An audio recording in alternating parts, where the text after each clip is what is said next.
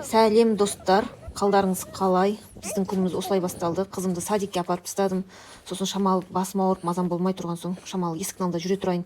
Сосын үйге кірсем, үй деген шашылып жатыр. Екі бала жинамаған. Сонымен төсегімді жинап, менің покрывалыма новый покрывало ғой мынау. Осыған мынандай сағат бетіне түскен. Білмеймін, балдар не төккен, айтпайды, кетпейді. Порошок сабынмен жудым, кетпейді.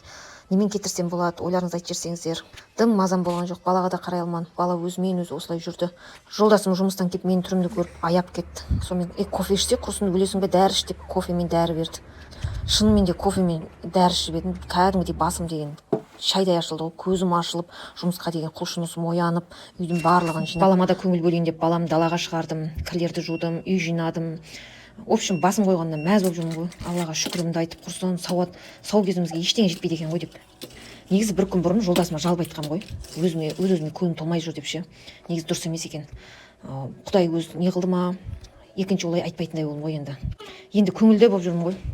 Енді балдарым келген кезде күшті печеньемен шай ішсінші деп жылдам дайындалатын печеньені былай қарадым да, ешқандай рецепт, YouTube, Google қараған жоқпын, өзімше осындай печенье бастадым. Ұныма қарасам тіпті аяғы ұн қапты. Сонымен қой шамалап қана печенье пісірейін деп үйдегі бар затпен қатық, май, жұмыртқамен осылай печенье пісірдім. Он жетпей қалса не істеймін, масқара, онда сұйық пішіне пісіре салам деп отырғам, бірақ ұным жетті.